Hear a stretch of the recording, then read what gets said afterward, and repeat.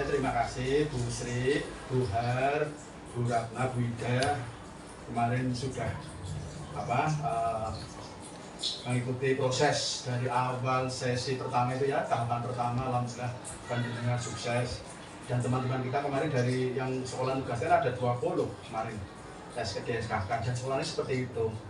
Alhamdulillah selamat untuk Bu Sri, Bu Har, dan Bu Ida. Ini kesempatan panjenengan karir panjenengan esok jenengan kemarin sudah mengikuti, berarti sudah ini kan 1 tahun ya, 6 bulan sudah berjalan 2 bulan. Nah, panjenengan sudah mengikuti, sudah ada dari guru namanya ya, dari diri yang kesini Bu Bu Oki sama Pak pengajar praktek, dan sudah menyampaikan ide. Hari ini panjenengan nanti mau menyampaikan teman-teman aksi apa Bu? Aksi nyata budaya sekolah, budaya positif di sekolah. Aksi nyata diseminasi budaya positif di sekolah. Ini monggo nanti sampaikan panjenengan. Mudah-mudahan teman-teman alhamdulillah sudah diikuti oleh Bu Lanti, oleh Bu Siwi, terus siapa lagi mereka? Bu Lina, 4 ya? Bu TJ, alhamdulillah ya, memberikan jenengan ya, sambil bantu mereka lah ya, bantu mereka. Insya Allah pemerintah sangat apresiasi. Sekarang kalau misalnya pemerintah tidak memandang usia ini kan sudah ASN ya, Bu Sri ASN, Bu Har ASN, Bu Ida ya ASN, cuma kan ada ASN yang P3K, tapi yakin ke depan itu yang P3K kan jadi pegawai negeri ya, insya Allah. Yang kemarin dulu kan ada yang guru bantu ya, alhamdulillah otomatis jadi ASN gitu ya. Jadi selamat, monggo nanti ketika diseminasi aksi nyata sekolah apa tadi? Sekolah budaya positif ya? Budaya positif ya. Oh, baik, sekolah monggo dengan sampaikan teman-teman, memberikan semangat, inspirasi teman-teman. Ya, saya percaya dan saya bangga dengan teman-teman ya, Bapak Ibu saya di sini. Artinya meskipun bergerak apa yang sudah bergerak ya, mari kita berikanlah bukti pada mereka. Juga termasuk untuk siswa, juga untuk kemajuan sekolah kita. Ingat tadi, selamat Bu Sri, selamat Bu Har, selamat Bu Ida. Hari ini mudah-mudahan lancar seterusnya sampai nanti bulan ke-6. Berarti berakhir bulan Juni 2023. Bu Har langsung pelantikan. Hari ini kan diundang yang guru penggerak itu menerima sertifikat. Hari ini ya, hari ini apa kapan ya? Diundang ini mendapat sertifikat dikumpulkan. Dulu waktu saya kan di itu. Saya belum ya. Besok insya Allah ya, monggo. Sama itu Pak, sekalian mohon izin nanti Bapak memberikan refleksi di bagian video tersebut. Siap. Ini juga untuk kemajuan kita semua, oke? Insya Allah ini diberi yang lain. Gimana Mas Lukman? Dan, matur Ibu. Sukses lah Bu. Pokoknya percaya diri penuh, full. Ya, seperti kita bekerja seperti hari-hari biasa lah ya. Insya Allah panjenengan Insya Allah luar biasa ya. Saya terima kasih Bu ya. Nah, itu kita mendapat sambutan dari Pak Yuli, hebat ya, berdasar nih guru penggeraknya tambah, alat tambah lagi, yang mudah-mudahan diikuti yang lain-lain ya. Nathan, assalamualaikum warahmatullahi wabarakatuh. Gimana Mas?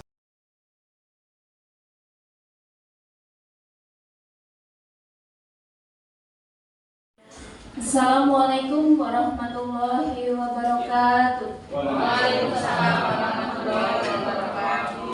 Selamat pagi, salam sejahtera. Yang kami hormati Kepala SMA Negeri 1 Bantarsari, Bapak Dr. Andes Martino MPD. Yang kami hormati Kepala Tata Usaha SMA Negeri 1 Bantarsari, Bapak Bambang Dwi Nugroho SPD. Dan yang kami hormati Bapak Ibu guru serta staf karyawan SMA Negeri 1 Bantarsari.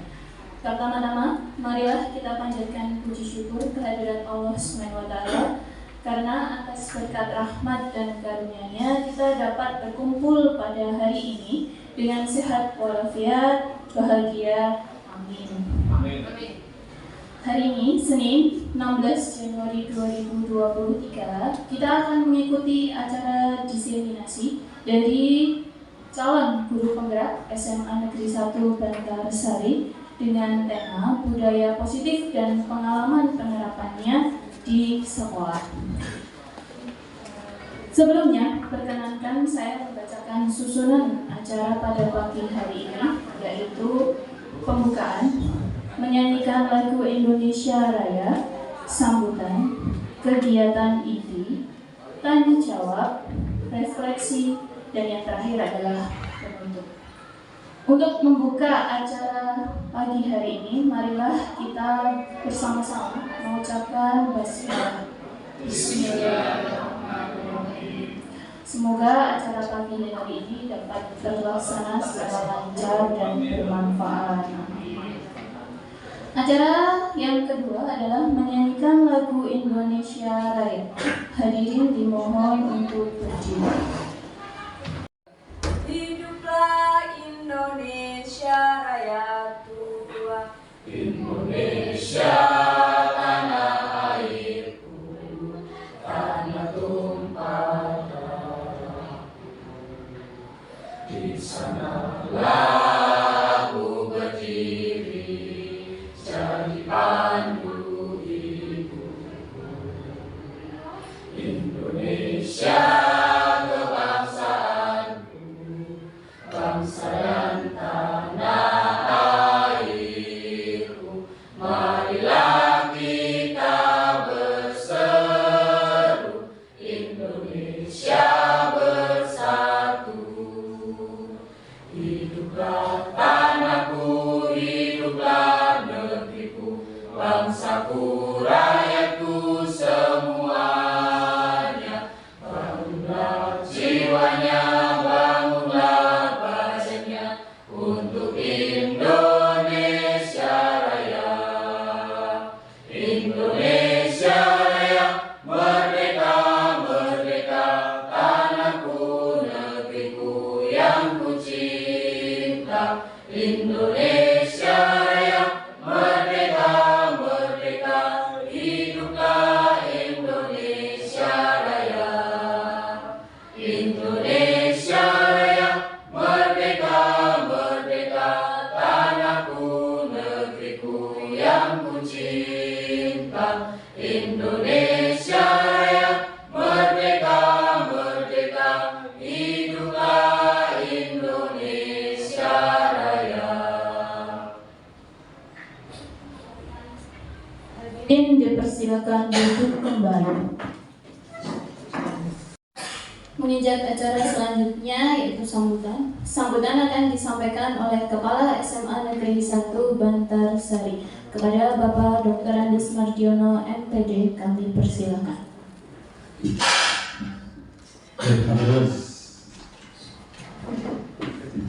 Bismillahirrahmanirrahim. Assalamualaikum warahmatullahi wabarakatuh. Selamat pagi, salam sejahtera untuk kita semuanya.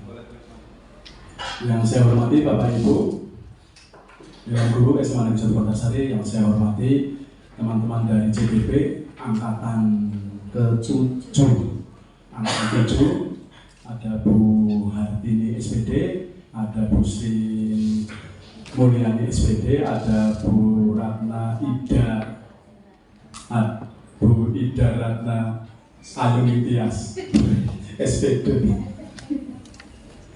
Selamat untuk beliau-beliau. Tentunya sebagai insan yang religius, kita bersama-sama memanjatkan bersyukur kehadirat Tuhan Yang Maha Esa atas limpahan rahmatnya. Hari ini alhamdulillah kita semua bisa berkesempatan menjalankan kegiatan sehari-hari kedinasan di sekolah kita. Dan pada hari ini pula bersamaan dengan rencana aksi nyata dari beliau Bu Hartini, ada Bu Sri dan Bu Ida, yang kebetulan beliau lolos seleksi tahap 1, tahap 2, alhamdulillah didukungkan beliau masuk guru penggerak angkatan ke-7. Pada kesempatan itu ada program-program yang diselesaikan oleh beliau-beliau. Di antaranya adalah ada pembimbingan, kemudian dari guru pendamping pengajar praktek. Kebetulan di sekolah kita ada 2 guru pendamping pengajar praktek. Ada Bu Oki dan ada beliau Pak Sugiarto, 3 ya? Oh 3, ada Bu Oki, ada Pak Daryanto dan Pak Sugiarto. Kebetulan beliau juga pernah menjadi guru penggerak, kemudian mendaftar lagi sebagai pengajar praktek. Dan alhamdulillah tempat kita pun teman-teman sudah ada yang mendaftar pengajar praktek dan fasilitator mudah-mudahan. Dan memang ini program dari pemerintah. Guru penggerak, sekolah penggerak, ada pengajar praktek, ada fasilitator. Mudah-mudahan tempat kita SMA Bantarsari merespon, menanggapi sehingga kita bisa mengikuti apa menjadi program pemerintah. Kemendikbud Ristek, ada guru penggerak, ada sekolah penggerak, dan guru praktek dan pengajar praktek. Alhamdulillah untuk tempat kita angkatan ke-7 yang kemarin sekolah meminta teman-teman ikut mendaftar. Dari 20 yang mendaftar 5 masuk tahap 1. Terus pada tahap berikutnya alhamdulillah ada 3 ya teman-teman kita yang masuk, ada Bu Hara, ada Bu Sri, ada Bu Ida. Beliau memiliki program-program selama 6 bulan. Nah, ini sudah masuk bulan kedua. Ada kewajiban tuntutan dari program itu untuk menyampaikan aksi nyata, yaitu diseminasi budaya positif dan pengalaman penerapannya di sekolah. Saya percaya teman-teman dan tentunya Bapak Ibu guru sudah menjadi tradisi, artinya pekerjaan kita secara profesional sudah kita laksanakan. Pelayanan utamanya adalah kepada siswa. Ini sudah kita laksanakan, alhamdulillah. Persekolahan kita sudah berjalan seperti sekolah-sekolah lain, dan mudah-mudahan kita ada nilai plus. Ya, sekolah lain, ya maaf ini, jadi kita bicara sekolah lain. Mungkin sekolah lain belum seberuntung kita, SMA Bantarsari. Alhamdulillah, program guru penggerak kita mengikuti dan masuk. Kemudian angkatan ke-8, alhamdulillah teman-teman kemarin juga mengikuti seleksi dan pengumuman dari Putri tahap angkatan 7 belum masuk, alhamdulillah tahap 8 masuk. Ya, ada Bu Lantik, ada Bu Siri, ada Bu Lina, Bu Ika, kemarin tahap 1 masuk, tahap 2 belum. Jadi jangan patah arang, masih tetap bersemangat teman-teman yang belum, karena ini program pemerintah. Dan ini tidak membedakan, ya. Ada yang artinya tidak membedakan itu ASN, P3K, teman-teman yang sudah provinsi, semuanya diberi kesempatan sama. Ya, alhamdulillah tempat kita termasuk sangat beruntung. Dari jumlah kuantitas kita lebih banyak dari sekolah-sekolah lain. SMA 1 kemarin 2 ya, SMA 1 2, sekolah lain ya begitu. Jadi termasuk SMA Bantarsari ini luar biasa. Tepuk tangan untuk teman-teman. Pada kesempatan ini beliau-beliau menyampaikan, dan ini memang tuntutan, artinya memang harus dijalani. Hari ini kegiatan diseminasi atau pembiasan budaya positif di sekolah kita dan pengalaman penerapannya di sekolah kita. Saya selaku yang dituang di sini, saya mengucapkan terima kasih. Saya terima kasih. Itu tentunya didukung, sekolah sangat mendukung seluas-luasnya. Teman-teman juga sangat memfasilitasi. Mudah-mudahan semuanya dan teman-teman kita yang hari ini mendiseminasi, Bu Har, Bu Sri, dan Bu Ida nanti sukses hari ini dan seterusnya sampai nanti tahapan terakhir nanti sampai bulan Juni. Dan insya Allah saya berkeyakinan kuat, insya Allah semuanya akan sukses, amin. Dan insya Allah berdampak positif untuk sekolah kita dan juga untuk pribadi beliau-beliau. Karena program pemerintah nanti untuk guru penggerak orientasinya bisa KS, bisa pengawas. Nah, amin amin. Ini juga untuk kesempatan karir panjenengan, juga untuk kesempatan karir Bu Har, Bu Sri, dan Bu Ida. Alhamdulillah, mudah-mudahan acara hari ini, kegiatan diseminasi hari ini sukses dan teman-teman bisa mengikuti sampai nanti dengan corona. Dan saya cukup sekian. Wassalamualaikum warahmatullahi wabarakatuh.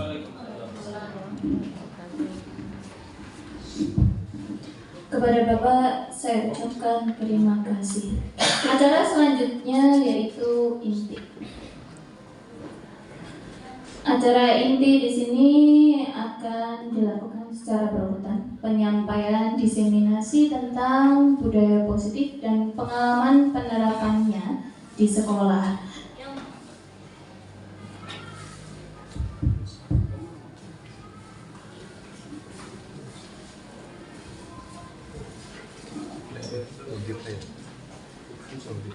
Selanjutnya memasuki acara inti, yaitu pemaparan atau diseminasi dari calon guru penggerak SMA Negeri 1 Bantarsari tentang budaya positif dan pengalaman penerapannya di sekolah. Pemaparan akan dilakukan secara berurutan. Yang pertama dari Ibu Ida Ratna S. Tuning Rahayu SPD dengan tema perubahan paradigma belajar dan disiplin positif. Selanjutnya dari Ibu Sri Mulyani SPD tentang teori motivasi perilaku, hukuman dan penghargaan, restitusi serta keyakinan kelas. Pemaparan yang terakhir dari Ibu Hartini SPD tentang kebutuhan dasar manusia, 5 posisi kontrol dan segitiga restitusi. Kepada Ibu Ratna sebagai pemaparan yang pertama, waktu kami persilakan.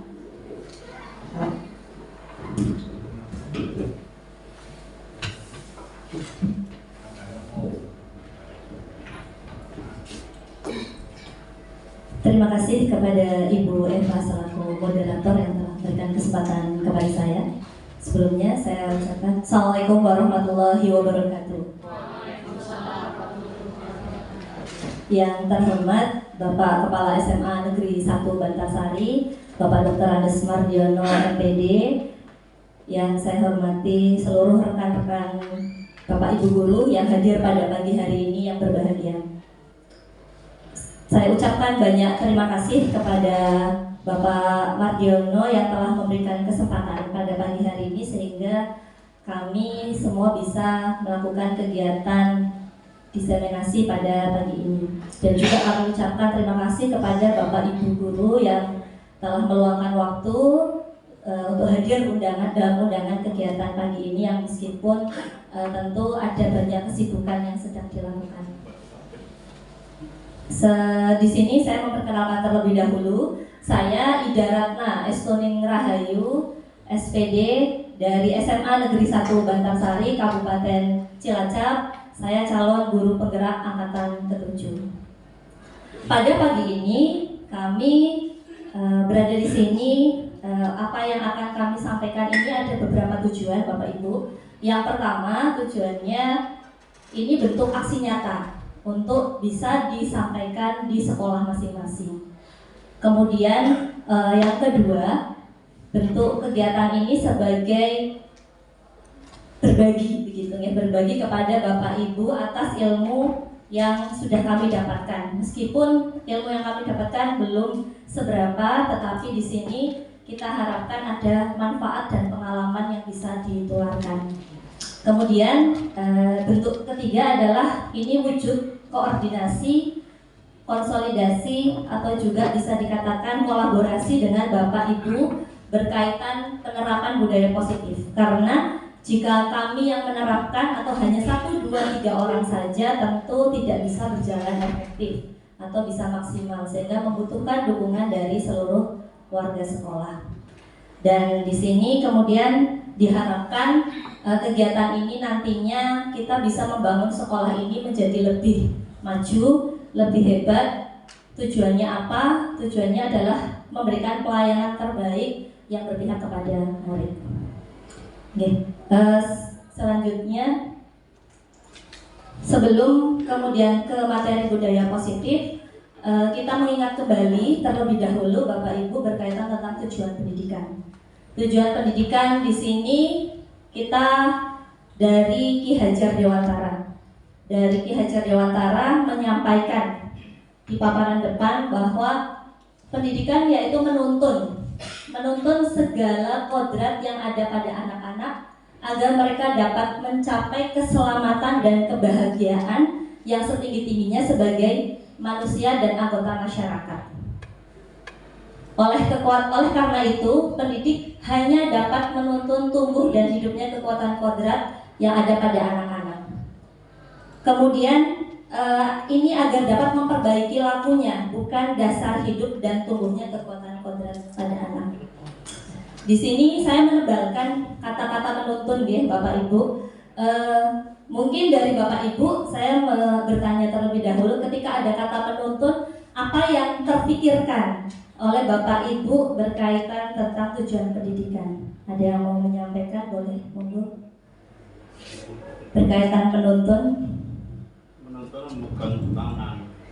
Menuntun memegang tangan, ya. Ada pendapat yang lain boleh? Oke. Ya, silakan Bu Mungkin Lanti. kalau yang menuntun itu dalam arti mendampingi anak secara keseluruhan, jadi dalam perspektif menuntun mulai dari apa yang dia inginkan kita dampingi, kemudian kita arahkan, kita bimbing sehingga apa yang menjadi tujuan anak itu tercapai. Mungkin seperti itu. Oke, baik, luar biasa. Terima kasih apa yang sudah disampaikan Bu Lantik ataupun apa yang disampaikan Pak Mas Suri berkaitan tentang menuntun, itu betul begitu ya. Bagaimana kemudian peran guru di sini kita mendampingi secara proses keseluruhan. Hanya saja di sini yang memang perlu kita pahami kembali, perlu kita tekankan, anak-anak atau siswa murid itu memiliki karakter bawaan, memiliki potensi bakat minat yang memang sudah mereka punya sebelum kemudian menjadi murid kita. Kita di sini menebalkan potensi-potensi itu agar menjadi lebih unggul, begitu ya. Dan di sini ada satu perumpamaan bahwa pendidikan itu seperti halnya lahan pertanian, ya Bapak Ibu. Ada tanah yang ibaratnya seperti petani, ada tanah, ada petani dan ada bibitnya, begitu, ada padinya. Tanah ibarat lahan, petani ibarat guru, bibit ibarat siswa atau murid. Bagaimana kemudian guru itu bisa mempersiapkan, Pak Tani itu mempersiapkan lahan dan bibit itu menjadi hasil yang baik dengan seluruh proses pertanian.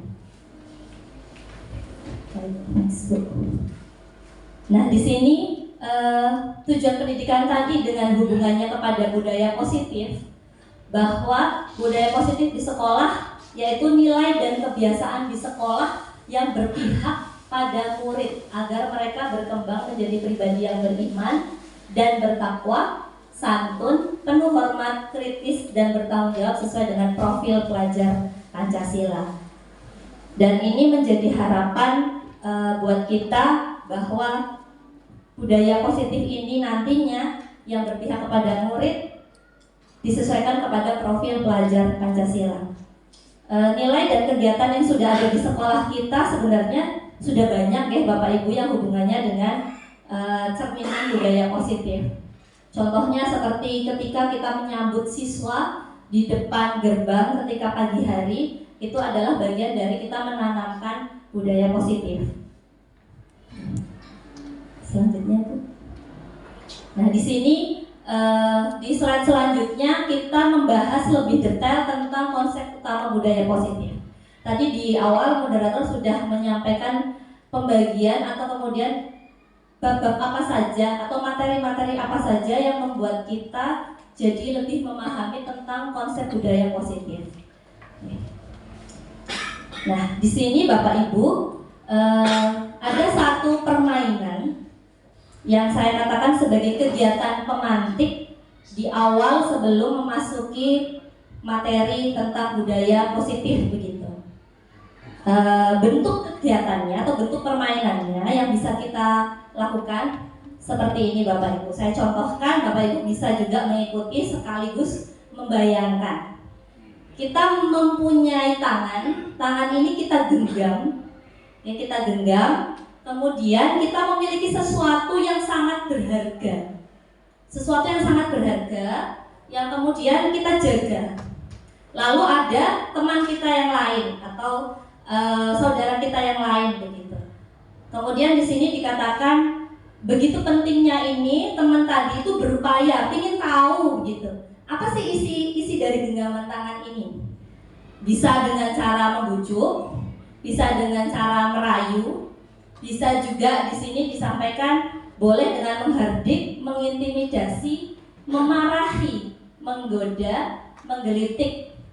Intinya menawarkan agar genggaman tangan ini dibuka. Kira-kira setelah permainan ini kita lakukan dengan teman atau kita bayangkan dengan diri kita sendiri, apa yang akan terjadi Bapak Ibu dari genggaman tangan ini? Apakah dibuka atau tidak? Kemungkinannya ada apa tidak Bapak Ibu? Ada. Kemungkinannya ada nggih? Baik, kemungkinannya ada. Bisa dibuka, bisa juga tidak. Benar-benar tetap dipegang, genggaman tangannya tidak dibuka. Ya, lanjut Ibu. Nanti dihubungkan dengan slide berikutnya begitu ya, terkait genggaman tangan ini. Bahwa ketika genggaman tangan itu tidak membuka, berarti orang tersebut atau diri kita atau murid kita mempunyai sesuatu yang menganggap ini penting dan tidak boleh diketahui oleh yang lain. Tidak menginginkan ini dipublikasikan, tidak menginginkan hal tersebut untuk orang lain, tetapi untuk dirinya saja. Tetapi bagi yang membuka tangannya, bisa jadi tadi karena dia menerima gitu ya, menerima bentuk apa yang kemudian orang lain berikan, baik hadiah begitu ya, atau hal-hal tadi yang mungkin membuat dia tidak enak sehingga akhirnya dia membuka genggaman tangan. Nah, di sini hubungannya dengan perubahan paradigma, ya, perubahan paradigma belajar gitu ya, perubahan paradigma di sini terkait tentang paradigma kontrol gitu Bapak Ibu. Bahwa paradigma kontrol di sini yang pertama ada ilusi guru mengontrol murid. Genggaman tangan tadi dikatakan dia membuka atau menutup itu yang mengendalikan diri sendiri atau bukan ya Bapak Ibu? Diri sendiri ya. Jadi keinginan untuk membuka atau tidak itu tetap dari dirinya sendiri. Ketika dia membuka berarti ada dorongan, meskipun memang ada stimulus dari luar yang membuat dia mau nggak mau membuka genggaman tangan. Tetapi bagi yang tidak membuka, dia tetap juga mengontrol dirinya sendiri. Jadi setiap diri kita itu punya hak untuk mengontrol dirinya masing-masing. Nah, jika dikaitkan dengan pendidikan, di sini ada ilusi bahwa guru itu mengontrol murid begitu ya. Mengontrol muridnya maksudnya adalah cara pandang yang kita pahami yang selama ini kita lakukan gitu ya. Kita melakukan sesuatu kepada murid itu ya sesuai dengan apa yang kita inginkan. Ini saya mengevaluasi diri saya sendiri saja begitu ya Bapak Ibu terkait layanan yang sudah saya berikan. Kadangkala ketika memang ada permasalahan-permasalahan berharap anak itu mendapatkan solusi seperti yang saya inginkan. Padahal belum tentu solusi itu betul menurut harapan anak. Nah, ini adalah ilusi di mana seorang guru mengontrol murid. Kemudian yang kedua, ilusi bahwa kritik dan membuat orang merasa bersalah dapat menguatkan karakter. Ini lagi-lagi juga bentuk kita dalam pemberian layanan pendidikan. Kita contoh bentuk kritiknya misal menyampaikan kamu berangkat siang, kesiangan, tidak kasihan begitu dengan orang tua yang sudah susah payah dan seterusnya begitu. Atau kemudian juga memberikan penilaian-penilaian kepada anak ketika dia tidak sesuai dengan apa yang dia lakukan. Sebenarnya tujuan bagi kita itu kritiknya adalah positif ya Bapak Ibu ya. Tetapi ternyata di sini itu hal itu tuh tidak memberikan kesan yang lama, tetapi kesan itu hanya dalam jangka pendek. Karena apa? Karena itu munculnya dari luar, bukan dari dirinya sendiri. Dia menyadari hal itu bukan dari dirinya sendiri. Nah, ini tidak akan bertahan lama untuk menguatkan sebuah karakter. Kemudian ilusi bahwa semua penguatan positif efektif dan bermanfaat. Nah, ini salah satunya penghargaan. Penghargaan itu boleh kita berikan, hanya saja ternyata penghargaan itu juga bisa saja membuat murid itu menjadi bergantung, menjadi tidak mandiri.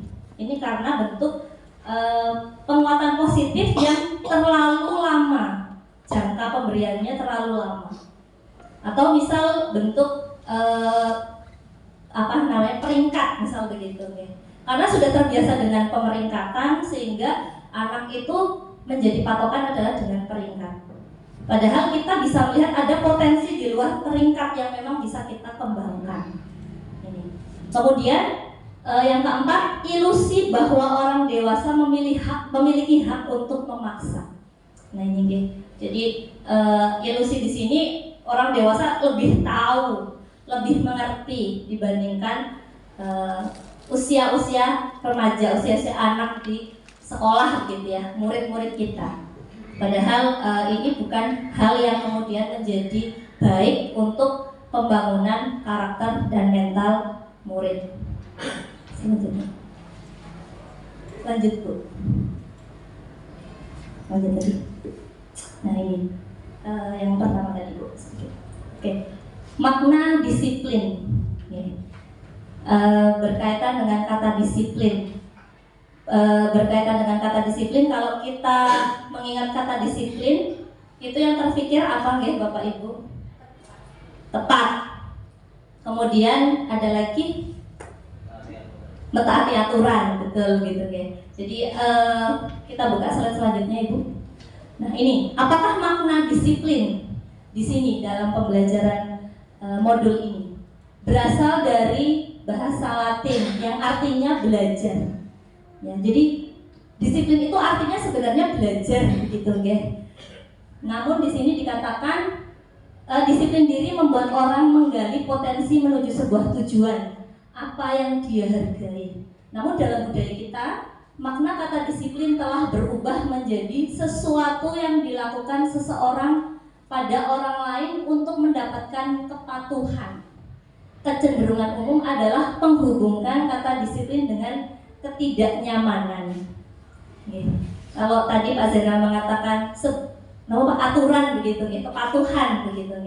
Kepatuhan aturan secara umum kalau mendengar kata itu nyaman atau tidak?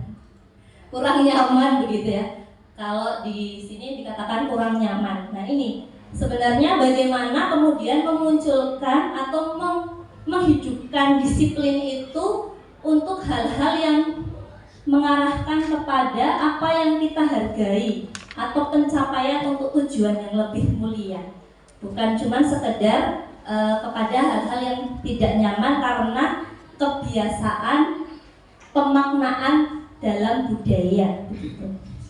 Selanjutnya, nah di sini disiplin adalah kemampuan memerintah diri sendiri dalam mengontrol dan menguasai diri untuk memilih tindakan yang mengacu pada nilai-nilai yang kita hargai dengan penuh tanggung jawab tanpa terperintah orang lain.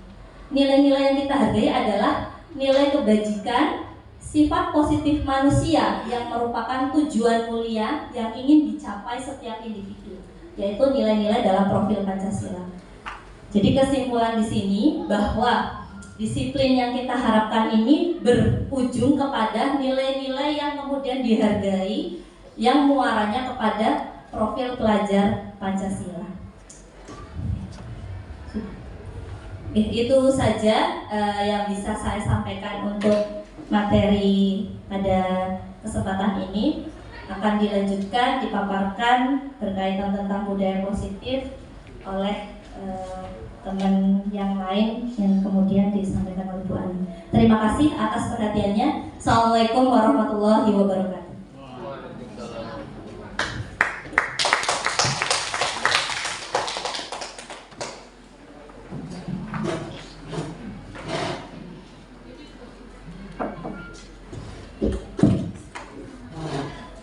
Luar biasa sekali pemaparan dari Bu Ida Ratna bahwa ada perubahan paradigma pembelajaran dan arti dari disiplin sendiri yang mana kita baru tahu atau mungkin saya sendiri.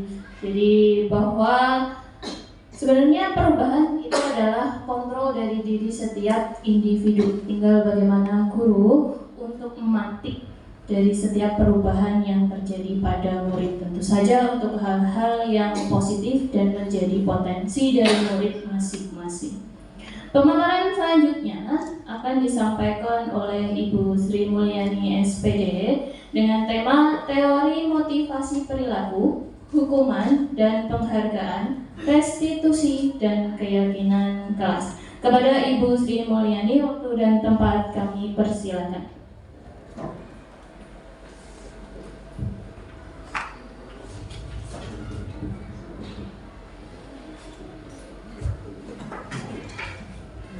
Bismillahirrahmanirrahim. Terima kasih Ibu Eva untuk waktu yang sudah diberikan kepada saya. Sebelumnya, Assalamualaikum warahmatullahi wabarakatuh.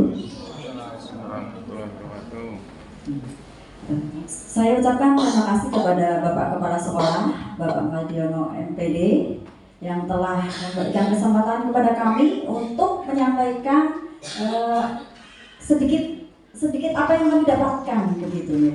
Jadi saya ucapkan juga kepada Bapak Ibu hebat yang ada di sini. Terima kasih sekali sudah mau meluangkan waktu Bapak Ibu semua untuk mengikuti kegiatan ini. Begitu.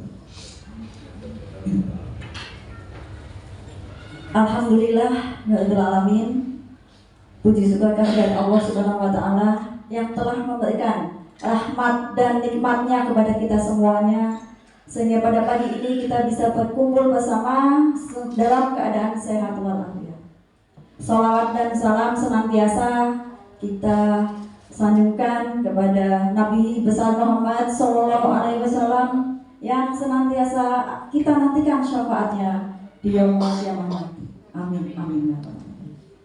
Baiklah, perkenalkan diri. Nama saya Ibu Sri Mulyani SPD, calon guru banggalan angkatan 7 dari SMA Negeri 1 Bantarsari. Pada kesempatan ini saya akan memaparkan materi tentang teori motivasi perilaku, hukuman dan penghargaan, restitusi, dan keyakinan kelas.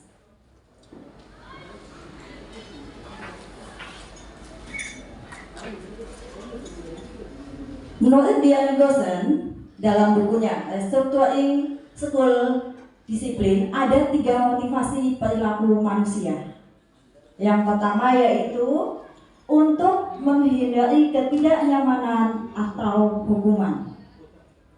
Motivasi ini adalah motivasi yang paling rendah dibandingkan motivasi yang lainnya. Begitu. Nah, orang yang memiliki motivasi ini, dia akan bertanya di dalam dirinya, yaitu apa yang akan terjadi apabila saya tidak melakukannya.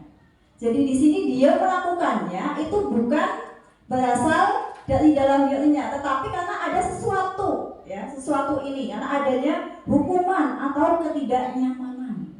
Jadi di sini masuknya ke dalam motivasi eksternal. Motivasi yang kedua yaitu motivasi untuk mendapatkan imbalan atau penghargaan dari orang lain. Nah, ini motivasinya naik 1 tingkat, Bapak Ibu, ya, dari yang tadi. Di sini motivasi ini anak akan bagi yang memiliki motivasi ini, mereka akan cenderung bertanya, apa yang akan saya dapatkan apabila saya melakukannya. Nah, berarti ini pun ada iming-iming, ya, tidak keluar dari dalam diri anak. Jadi ini masuk ke motivasi eksternal, begitu. Nah, untuk yang ketiga yaitu motivasi untuk menjadi orang yang mereka inginkan dan menghargai diri sendiri dengan nilai-nilai yang mereka percaya. Inilah motivasi yang paling bagus di antara lainnya. Di sini orang yang memiliki motivasi ini, dia akan bertanya, akan menjadi orang seperti apa apabila saya melakukannya.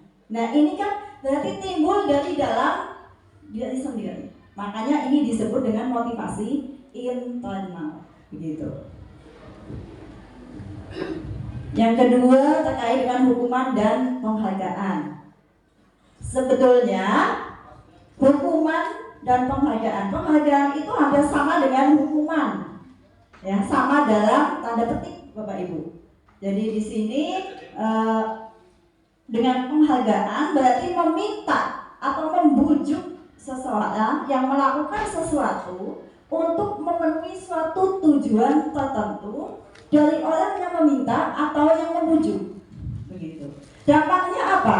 Di sini dikemukakan oleh Alfikon, dampak dari pemberian penghargaan yaitu 1, penghargaan itu menghukum.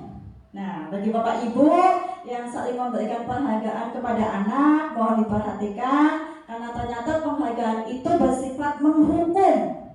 Menghukum itu bagaimana? Ya, yang kalah dia akan merasa bodoh atau kok yang pandai atau kok yang pintar begitu. Ya. Jadi hati-hati ya Bapak Ibu dalam memberi penghargaan kepada anak. Lalu yang kedua, penghargaan itu bisa merusak hubungan. Merusak hubungan itu yang kalah kadang kok yang senang dan malah bisa menindas yang menang, yang mendapat penghargaan dari kita begitu. Kemudian yang ketiga, penghargaan itu mematikan kreativitas. Yang kalah sebelumnya, dia kan sudah mengetahui kemampuannya, maka dia tidak akan kreatif lagi karena dia berpikir sudahlah kemampuannya saya segitu, gitu ya.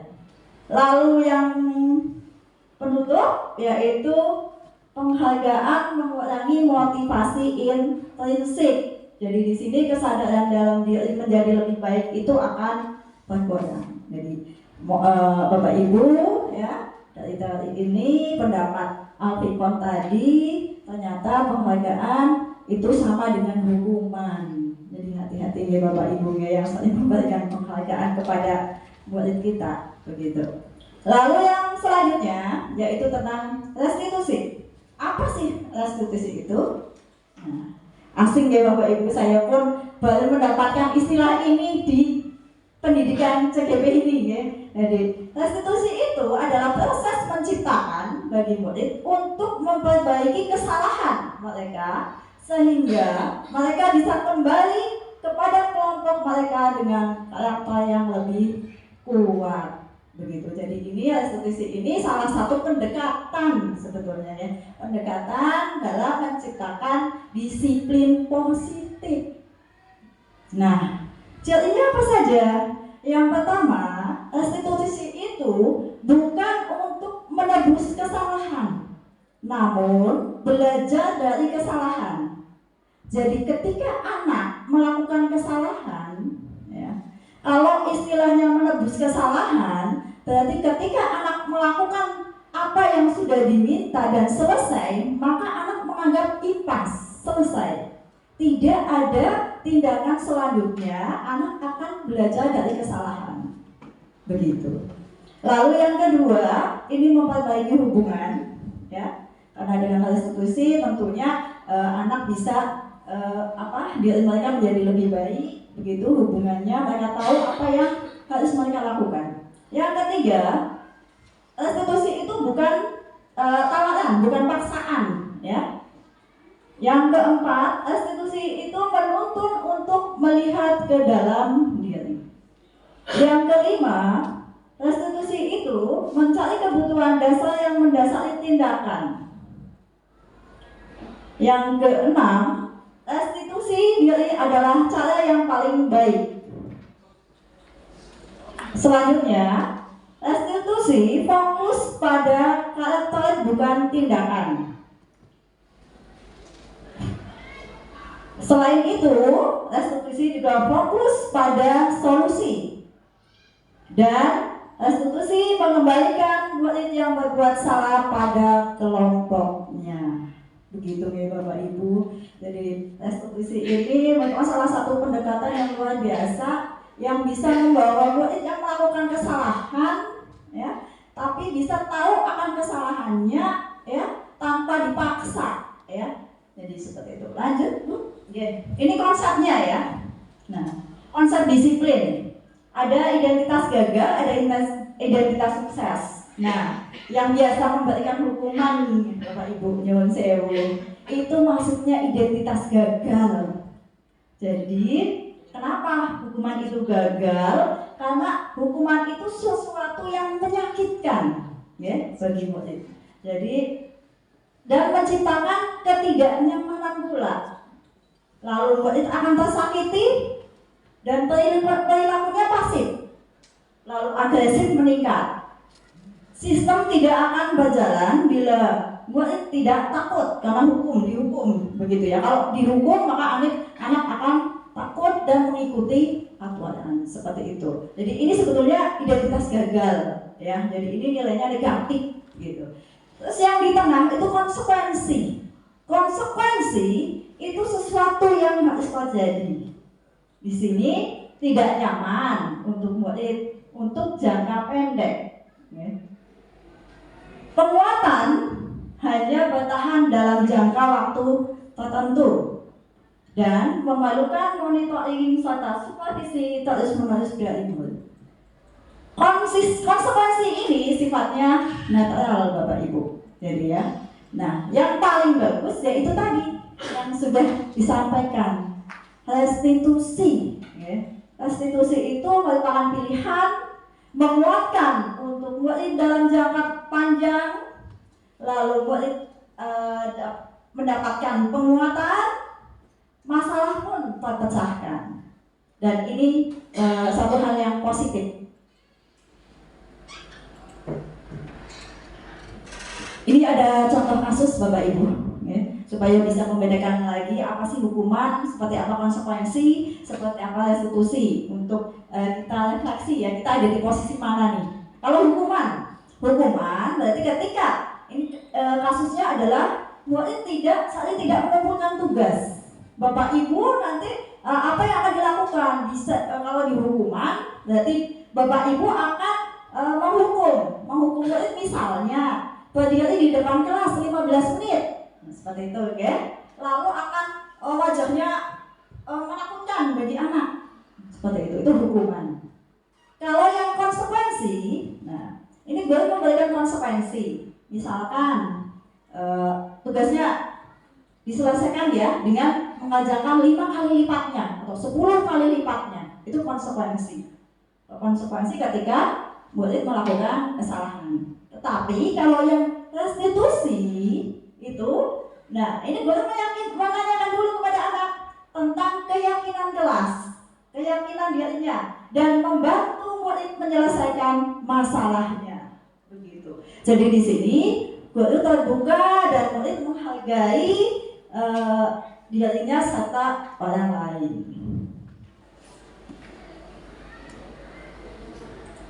Kemudian kita akan membahas tentang keyakinan kelas. Nah, bagi Bapak Ibu yang sudah masuk ke PMM, sudah melakukan aksi nyata di PMM, tentunya tidak asing dengan keyakinan kelas. Mengapa harus dengan keyakinan kelas? Kenapa enggak peraturan kelas saja? Di sini kan ada ya Bapak Ibu peraturan penggunaan helm ketika kita menggunakan kendaraan roda 2. Itu untuk apa Bapak Ibu? Menggunakan helm, keselamatan, betul. Berarti ada nilai kebajikan diambil di sana, yaitu keselamatan. Kalau pertanyaan selanjutnya, mengapa kita perlu memakai pada saat pandemi itu kita perlu pakai masker, rajin cuci tangan, 5M? Itu untuk apa sebetulnya Bapak Ibu? Kesehatan karena dengan kesehatan begitu. Jadi keselamatan dan kesehatan ini adalah nilai kebajikan. Keyakinan diambil dari nilai-nilai kebajikan universal yang disepakati secara tersirat dan tersurat, lepas dari latar belakang suku, negara, bahasa maupun agama. Bagaimanakah pembentukan keyakinan kelas? Nah, pembentukan keyakinan kelas yang pertama yaitu bersifat abstrak daripada peraturan yang lebih rinci dan konkret, begitu ya. Lalu yang kedua, keyakinan kelas ini berupa pernyataan yang universal, ya. Yang ketiga, keyakinan kelas senantiasa dibuat dalam bentuk positif, Bapak Ibu. Jadi nanti kalimat-kalimat yang dipakai di dalam keyakinan kelas itu kalimat positif. Hindari kalimat negatif. Kalimat negatif contohnya misalkan jangan. Terus apa lagi? Goblok. Dilarang begitu ya. Itu tidak boleh. Nah, itu kita ubah ya kalimatnya menjadi kalimat yang positif. Lalu yang keempat, keyakinan kelas hendaknya tidak terlalu banyak ya. Kalau terlalu banyak anak nggak bisa mengingat. Ya, kalau sedikit kan udah diingat, dia akan tahu ketika dia melakukan kesalahan. Lalu yang kelima, keyakinan kelas sebaiknya sesuatu yang dapat diterapkan di lingkungan tersebut. Keenam, di sini semua warga kelas hendaknya ikut berkontribusi dalam pembuatan keyakinan kelas lewat kegiatan jual pendapat.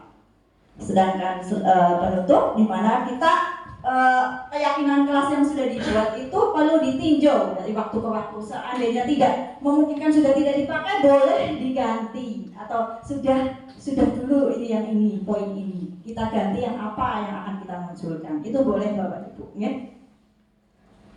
Nah, ini prosedur pembentukan keyakinan kelas. Yang pertama, mempersilahkan murid-murid di kelas untuk baca pendapat tentang peraturan yang perlu disepakati. Begitu, itu apa aja. Yang kedua, mencatat semua masukan Pak Ibu di papan tulis, ya. Di papan tulis, atau bisa Bapak Ibu memanfaatkan stick note kertas kecil, ya, catatan kecil. Nanti anak diminta untuk menempel maju ke depan ke papan tulis, ditempel, itu bisa. Lalu susunlah keyakinan kelas sesuai prosedurnya. Pembentukan keyakinan kelas seperti tadi, tidak boleh menggunakan kalimat negatif. Contohnya, jangan banyak di kelas, ganti diubah dengan positif, yaitu berjalanlah di kelas. Kadang kan anak suka ya membuat kegaduhan gitu ya. Yang selanjutnya, yang keempat, tinjau kembali daftar suara pendapat yang sudah dicatat. Yang kelima, tinjau ulang kembali keyakinan kelas secara bersama-sama. Nah, ini sebaiknya tadi sudah saya sampaikan, jangan terlalu banyak keyakinan kelas, 3-7 saja. Lalu keyakinan kelas selanjutnya bisa dilekatkan di dinding di kelas yang terlihat oleh anak, sehingga anak bisa melihat langsung ketika melakukan kesalahan, oh saya tidak sesuai dengan keyakinan kelas yang itu, begitu. Ini adalah salah satu praktek yang sudah kami lakukan, yaitu tentang keyakinan kelas. Di sini yang pertama boleh menjelaskan tentang keyakinan kelas. Lalu dipraktekkan juga dengan melakukan suara pendapat, bisa menulis menggunakan spidol di papan tulis atau menggunakan tadi stick note, ditempel. Kemudian bersama-sama dengan murid yaitu menyusun keyakinan kelas.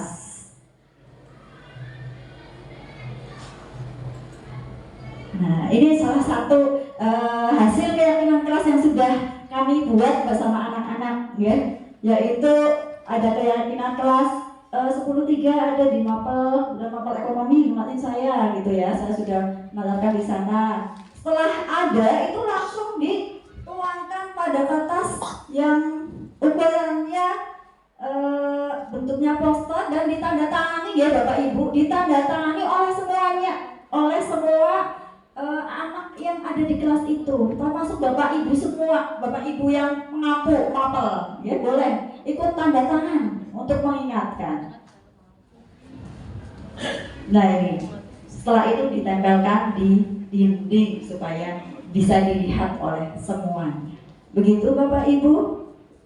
Sekian, terima kasih. Demikian presentasi dari saya. Mohon maaf bila ada kata-kata yang tidak berkenan di hati Bapak Ibu. Ya, sekian, wabillahi taufiq wal hidayah. Wassalamualaikum warahmatullahi wabarakatuh.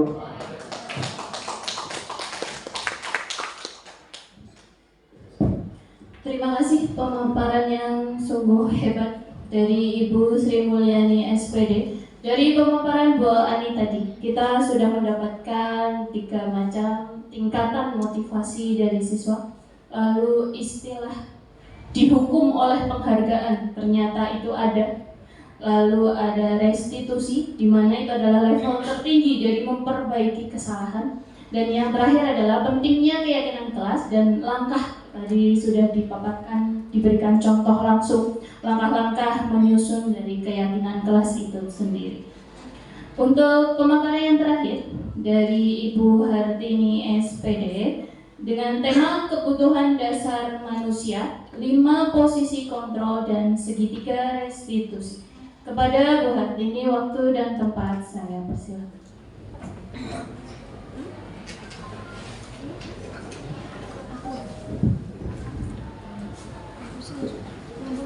Bismillahirrahmanirrahim. Assalamualaikum warahmatullahi wabarakatuh.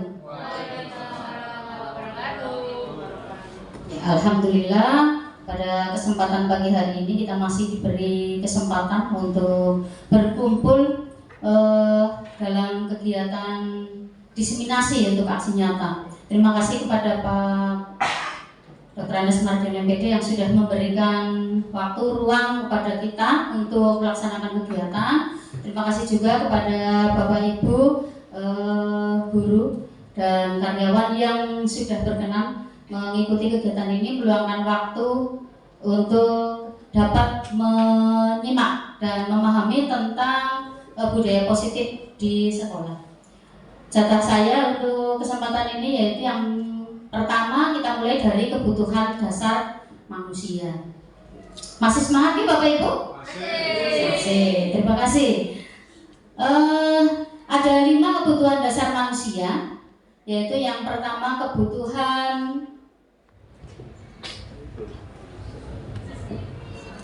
kebutuhan akan kasih sayang, kemudian kebutuhan penguasaan, kebebasan, kesenangan, dan bertahan hidup. Mungkin yang pertama adalah bertahan hidup yang kita bahas lebih awal. Untuk kebutuhan bertahan hidup yang termasuk dalam kegiatan ini adalah termasuk misalnya kebutuhan akan makanan, minuman, kemudian tempat tinggal, rumah, termasuk kesehatan.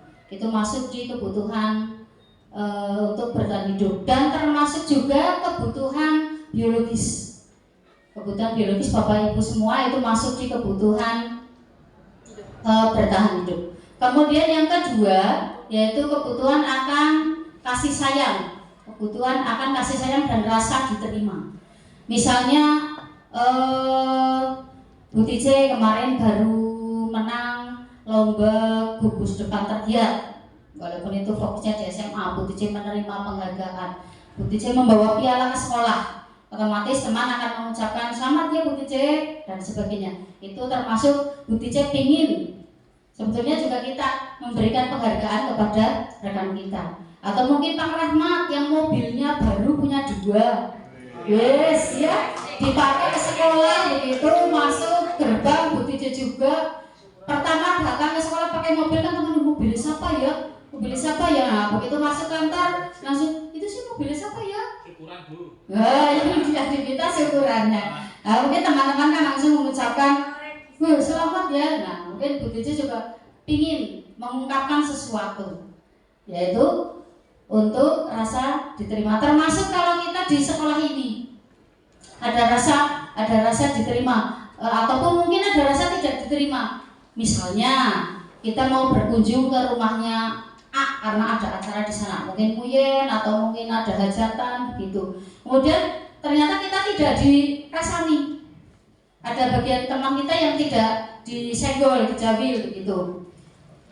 Pasti mungkin saya pribadi saya akan merasa, kok saya nggak diajak ya, kenapa ya begitu. Nah mungkin ini juga bagian ada rasa tidak diterima bagiannya.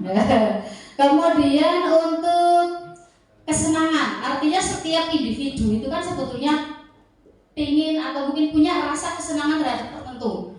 Misalnya saya punya rasa senang bernyanyi, saya pengen mau saya kerja nyanyi, dengan nyanyi, menyetel musik ya begitu, kan bebas mau saya senangnya itu.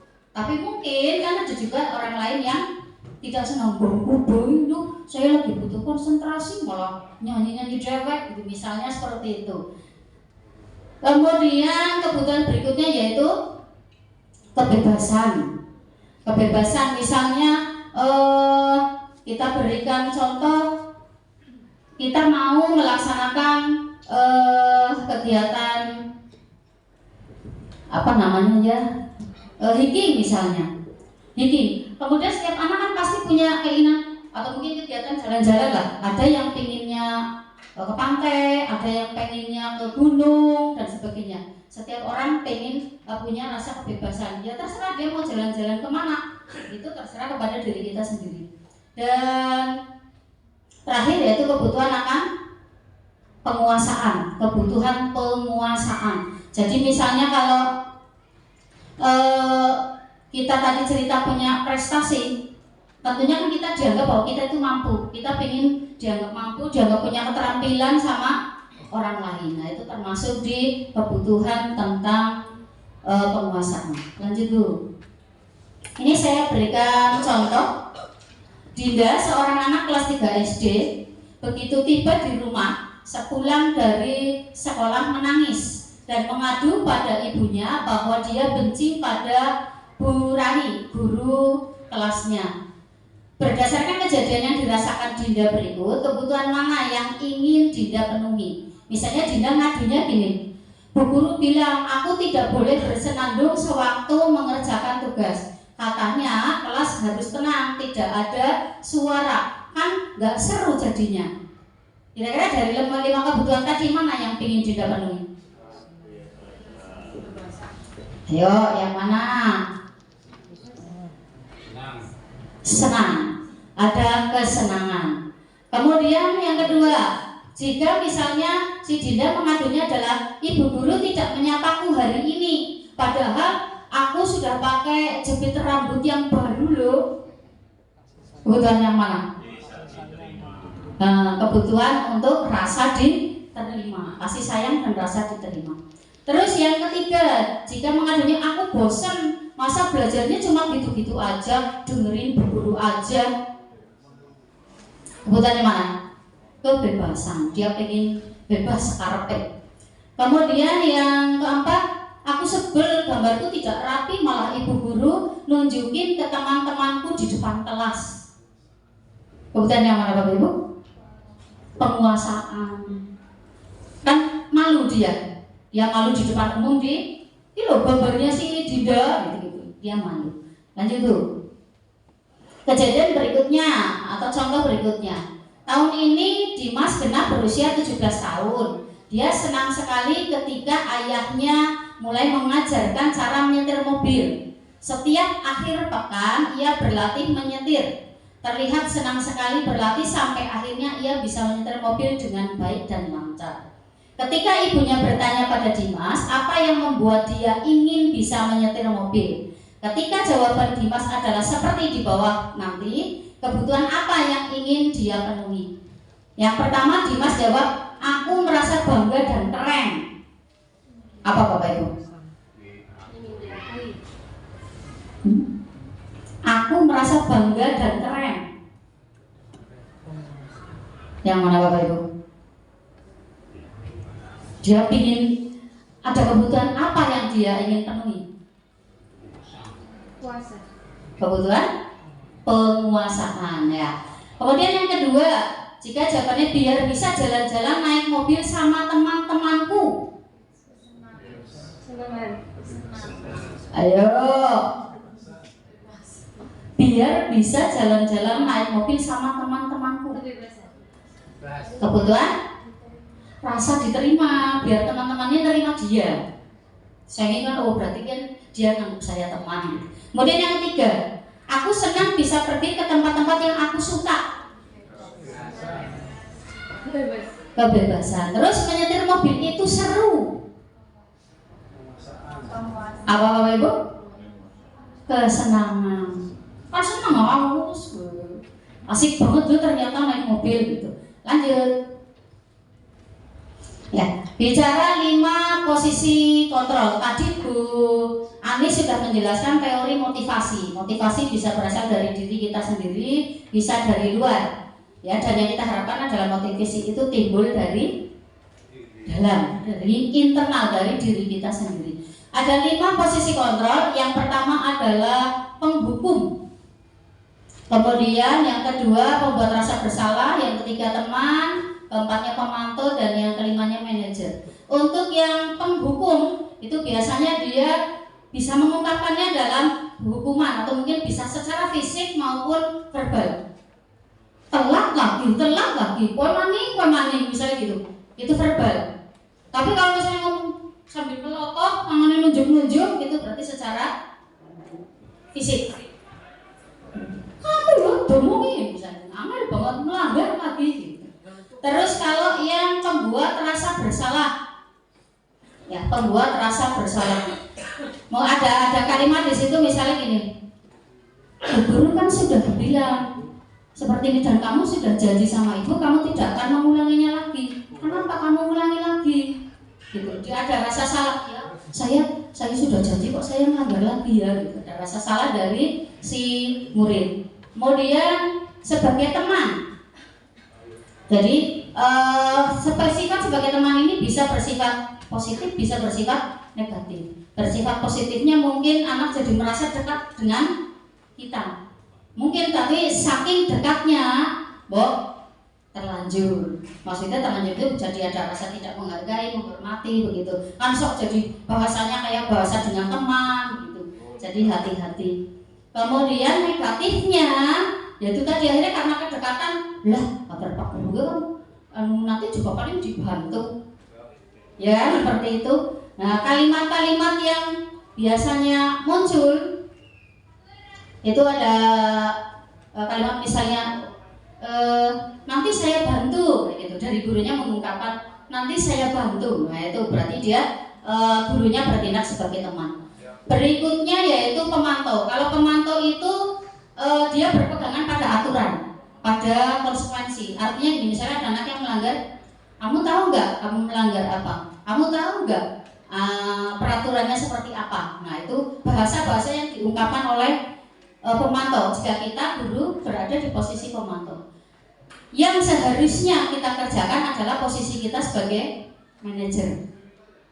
Yang sebagai manajer itu kita memberikan kesempatan kepada anak untuk menggali jawaban, menggali solusi atas masalah yang terjadi. Jadi kalau misalnya dia melanggar, terlambat, solusinya apa? Dia diberi kesempatan untuk berpikir langkah apa yang harus dia ambil supaya dia besoknya tidak terlambat. Itu posisi manajer. Lanjut dulu Bu ya. Nah ini ada beberapa contoh. Misalnya untuk penghukum, itu nada suaranya tinggi, bahasa tubuhnya matanya melotot, jarinya nunjuk-nunjuk begitu, sambil menghadiri, terlambat lagi, pasti terlambat lagi, selalu datang terlambat. Kapan sih bisa datang tepat waktu? Dibayangkan kalau murid itu dibegitukan, kita mengatakan begitu ke murid, kira-kira murid kita bagaimana ya?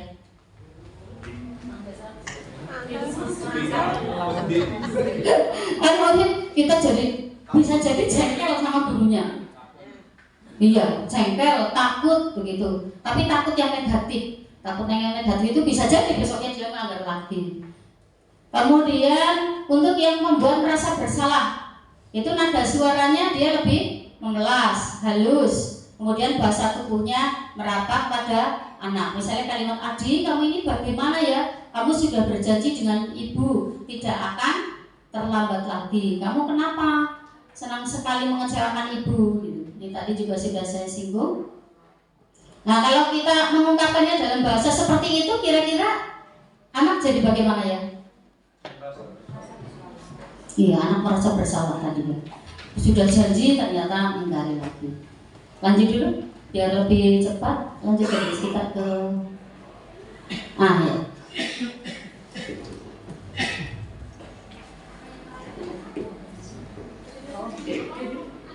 Ya, ini saya bacakan ya sambil Bapak Ibu menyimak dari presentasi. Guru matematika dan wali kelas 8 Ibu Santi sakit sehingga tidak dapat masuk dan mengajar. Akhirnya dicarikan guru pengganti, Ibu Eni. Ibu Eni baru 2 tahun menjadi guru SMP. Beberapa murid perempuan, Vivi dan Natali, mengetahui hal ini dan mulai menggunakan kesempatan dan bersikap seenaknya, tertawa dan tidak mengindahkan kehadiran Ibu Eni. Ibu Eni mencoba menyapa Vivi dan Natali dengan ramah sambil mengingatkan mereka untuk tetap fokus pada pengerjaan tugas. Ayolah, tugasnya dikerjakan, nanti ibu ditegur bapak kepala sekolah kalau kalian tidak mengerjakan tugas. Tolong bantu ibu ya. Namun Vivi dan Natali malah jadi tertawa. Oh ibu, santai saja bu. Mereka tetap tidak mengerjakan tugas dan malah mengobrol. Keesokan harinya, Ibu Santi memanggil Vivi dan Natali serta menanyakan tentang laporan Ibu Eni. Ibu Santi menanyakan apakah mereka bersedia melakukan memperbaiki permasalahan yang ada. Vivi dan Natali sempat ragu-ragu dan membela diri, namun pada akhirnya mengatakan akan meminta maaf. Ibu Santi menanggapi bahwa tindakan itu boleh saja dilakukan bila mereka sungguh-sungguh ingin meminta maaf. Namun Ibu Santi menanyakan kembali apa yang mereka bisa lakukan untuk menggantikan rasa tidak dihormati Ibu Santi dan seterusnya. Kira-kira kalau tadi kejadiannya begitu, dari kalimat-kalimat yang ada di situ ada posisi apa? Kalau ditinjau dari posisinya Ibu Santi, Bu Santi posisinya di situ jadi apa? Ya. Santai yang sakit, yang kan dia tidak masuk, digantikan Bu Eni. Terus kan setelah masuk dia dapat laporan otomatis dari Bu Eni. Loh, Vivi sama Natali kemarin tuh disuruh mengerjakan tugas malah mainan sendiri gitu. Lah akhirnya kan Bu Santinya manggil. Manggil Vivi sama Natali. Nah si Bu Santi itu posisinya jadi apa kalau di sini? Manajer, bagus. Terus ada kalimatnya Bu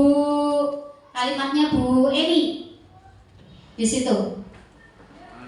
Ayolah tugasnya dikerjakan, nanti ibu ditegur bapak kepala sekolah kalau kalian tidak mengerjakan tugas. Tolong bantu ibu ya. Sebagai teman. Stop ya. Lanjut Beda. Sudah memahami ya, lanjut aja. Ya kita ke segitiga restitusi. Ini materi juga sudah ada di PMM. Ya saya ingin bapak ibu di sini sudah khatam. Saya hanya sedikit mengulas ya. Segitiga restitusi. Jadi ada 3 sisi, ada 3 kegiatan di segitiga restitusi. Yang pertama adalah menstabilkan identitas, yang kedua validasi kebutuhan, dan yang ketiga menanyakan keyakinan. Lanjut. Untuk yang menstabilkan identitas itu di situ tujuannya adalah untuk membuat anak yang merasa gagal karena berbuat salah menjadi positif terhadap dirinya. Jadi anak itu kan kalau dia melakukan pelanggaran, dia sebetulnya dia merasa gagal, dia jadi orang yang kok saya melanggar ya. Nah, di sisi menstabilkan identitas itu bertujuan itu tadi, membuat anak yang merasa gagal dia tidak terlalu fokus ke kegagalannya, tapi dia akan berusaha untuk memperbaiki kesalahannya. Kalimat yang biasa diungkapkan misalnya berbuat salah itu hal yang manusiawi, tidak ada manusia yang sempurna. Bapak Ibu juga pernah membuat salah, kita pasti bisa menyelesaikan permasalahan ini, gitu dan seterusnya. Di sisi yang kedua yaitu validasi kebutuhan. Di validasi kebutuhan intinya itu adalah kita menanyakan kenapa sih kok anak melakukan pelanggaran. Jadi pelanggaran itu dilakukan anak sebabnya apa? Biasanya kalimat yang diungkapkan itu adalah kamu bisa saja melakukan hal yang lebih buruk, tapi kamu tidak melakukannya kan?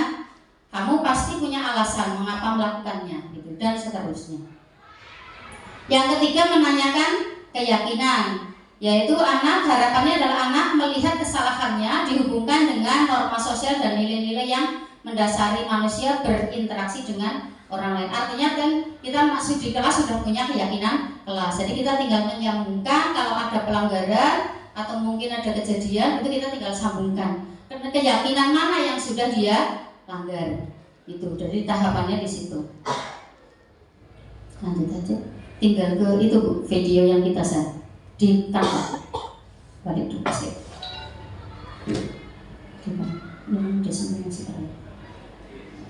Ini berbagi pengalaman ya dari kita yang sudah melaksanakan budaya positif, yaitu tentang pembuatan keyakinan kelas dan praktek segitiga restitusi. Monggo bisa disimak lebih dulu.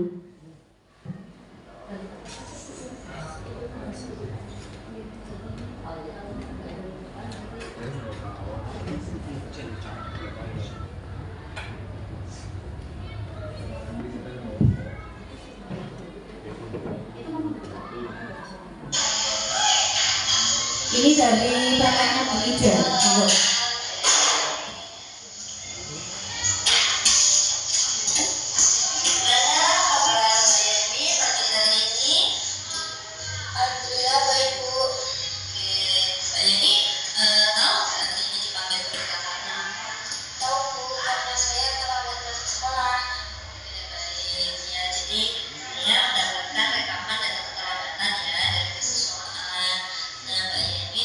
Ternyata tercatat telah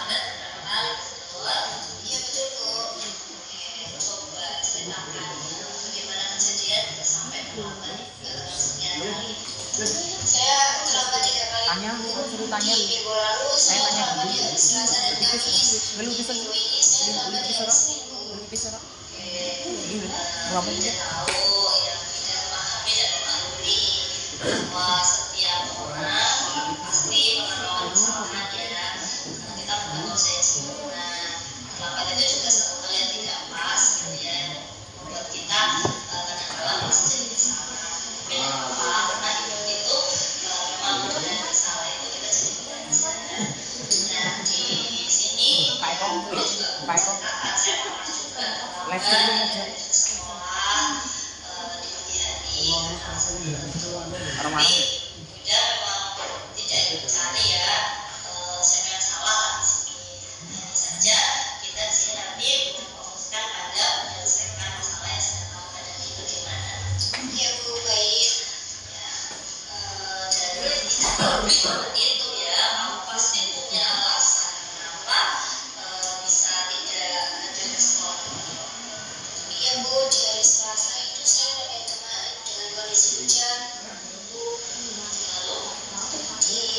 Lalu di hari Kamis saya terasa sangat keras karena hari pertama haid.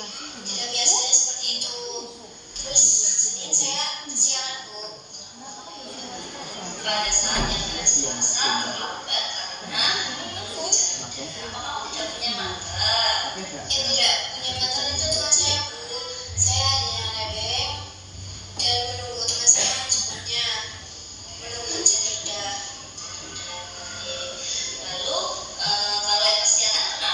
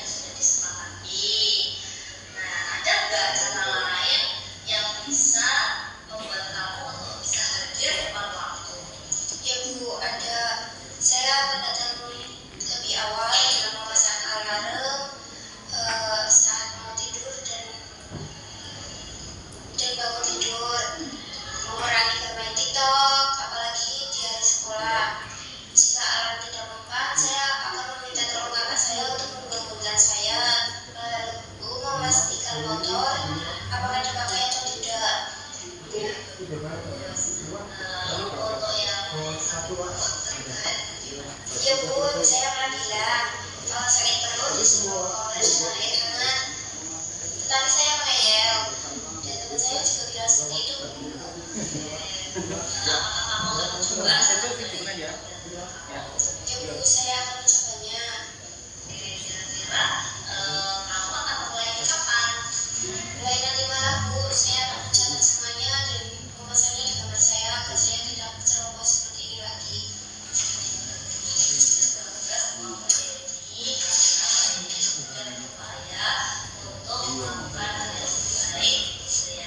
Nanti mulai saat ini kita juga ya keyakinan kelas yang sudah disepakati yaitu tentang disiplin dan komitmen. Karena apa? Karena nanti di sini bayi ini bisa menjadi murid yang lebih bertanggung jawab. Baik, saya kira kita cukupkan gitu ya. Karena sudah disebutkan malam ini bayi ini bisa kembali ke kelas. Terima kasih Bu sudah memecahkan masalah saya. Ya sama-sama Mbak Yeni, Bunda juga senang kalau masalah kamu terselesaikan. Assalamualaikum, waalaikumsalam. Assalamualaikum warahmatullahi wabarakatuh. Saya merasa senang bisa bertemu dengan Wida selaku guru BK. Wida tidak mengambil kesalahan keterlambatan saya, sehingga saya merasa Wida tahu situasi saya. Lalu saya bisa memecahkan masalah terkait keterlambatan dan bisa mencari solusi terbaik agar bisa kembali disiplin. Dan saya berjanji akan menjalankan komitmen atas keyakinan kelas yang sudah disepakati terkait disiplin dan tepat waktu agar saya menjadi murid yang bertanggung jawab. Terima kasih Bu. Assalamualaikum warahmatullahi wabarakatuh.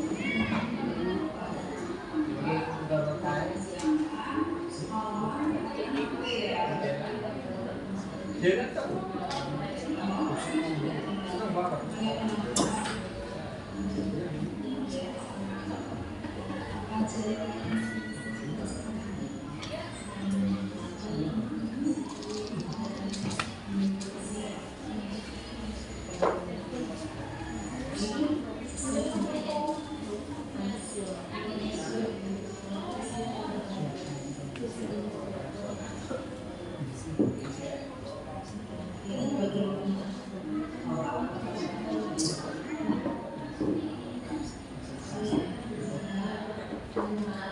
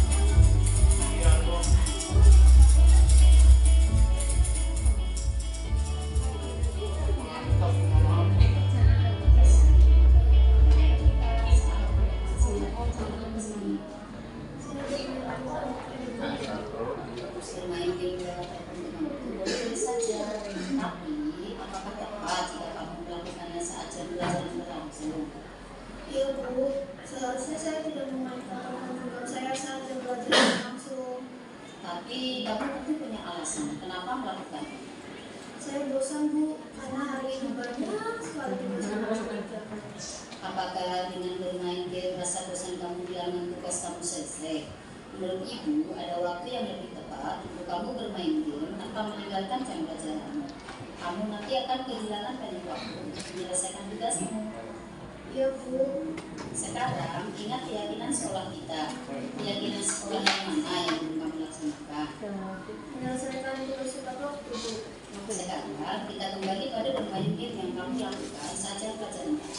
Apakah dengan kamu bermain game saat jam pelajaran kemudian tugas kamu akan selesai tepat waktu? Tidak Bu. Nah, mulai sekarang, mari kita tinggalkan keyakinan sekolah kita dengan menyelesaikan tugas tepat waktu. Kita kembali ke kelas untuk menyelesaikan tugasmu. Baik Bu, terima kasih Bu. Ya, silakan.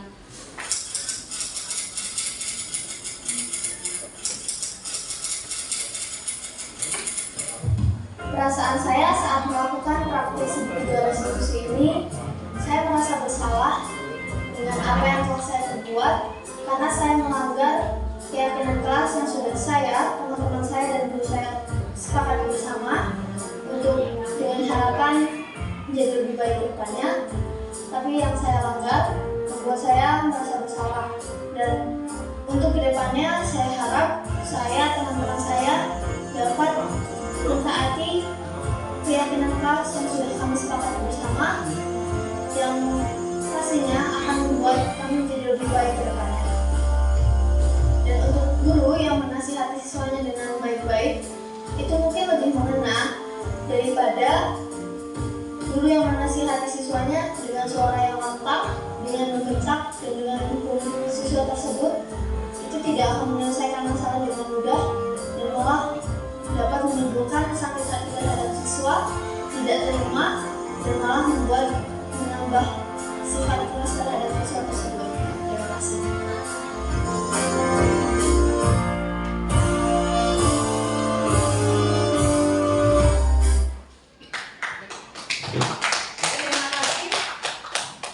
Terima kasih, demikian presentasi dari kami bertiga. Mohon maaf atas segala kekurangan. Saya kembalikan ke pembawa acara. Saya Iri, Wassalamualaikum warahmatullahi wabarakatuh.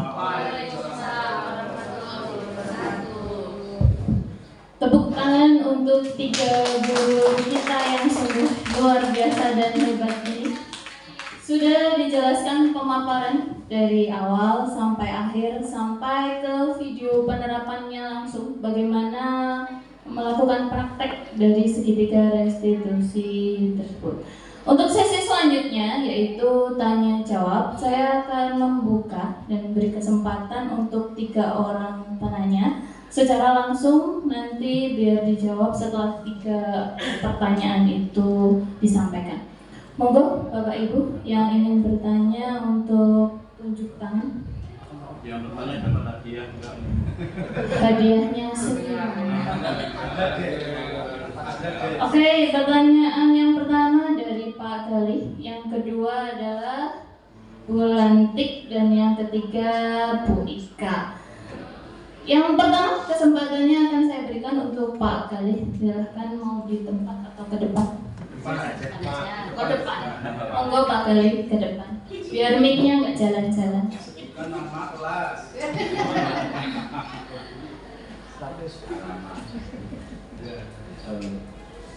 Terima kasih kepada moderator yang sudah memberikan kesempatan saya untuk bertanya mengenai apa yang sudah dipaparkan oleh 3 ibu-ibu tadi.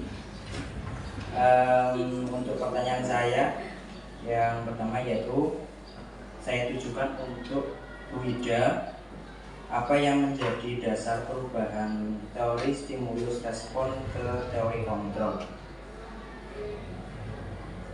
Sudah itu. Terima kasih. Pertanyaan dari Pak Galih untuk Bu Ida. Selanjutnya Bu Lantik. Monggo Bu Lantik.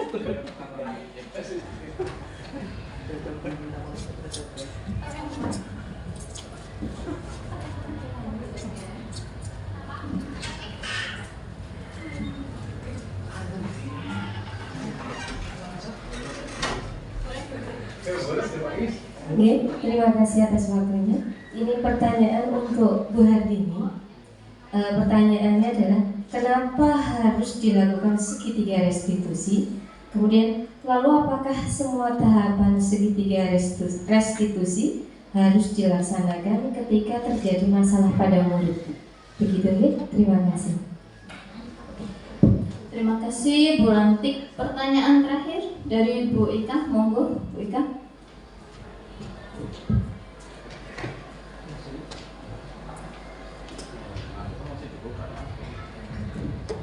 Oke, terima kasih. Pertanyaan akan saya tujukan kepada Bu Ani tadi yang sudah membahas tentang keyakinan kelas. Pertanyaannya yang pertama, apa perbedaan mendasar antara keyakinan kelas atau sekolah dengan peraturan kelas atau sekolah? Kemudian pertanyaan yang kedua, bagaimana prosedur pembentukan keyakinan sekolah? Begitu. Terima kasih. Terima kasih Bu Ika. Jadi 3 penanya sudah menyampaikan pertanyaannya, masing-masing tertuju untuk masing-masing narasumber. Yang pertama dari Pak Gali ditujukan untuk Bu Ida. Bisa saya ulangi, mungkin nanti kalau ada kesalahan bisa disampaikan kembali Pak Gali. Apa dasar perubahan teori stimulus dan respon? Yang kedua dari Bu Lantik untuk Bu Hartini. Kenapa harus dilakukan penerapan dari segitiga restitusi dan apakah di setiap tahapannya itu harus ada? Yang terakhir dari Bu Ika itu kepada Bu Ani tentang keyakinan kelas, apa bedanya dengan peraturan kelas dan bagaimana prosedur pembuatan keyakinan sekolah? Begitu ya, Bu Ika. Monggo langsung dijawab oleh narasumber. Baik, terima kasih. Pertanyaan-pertanyaan yang luar biasa dari Bapak Ibu Guru. Kami coba menjawab sebisa kami ya Bapak Ibu. Baik, untuk pertanyaan dari Pak Galih tentang paradigma stimulus respon dengan paradigma teori kontrol. Di depan bisa disimak sekaligus nanti bisa sebagai bahan diskusi ya Pak Galih.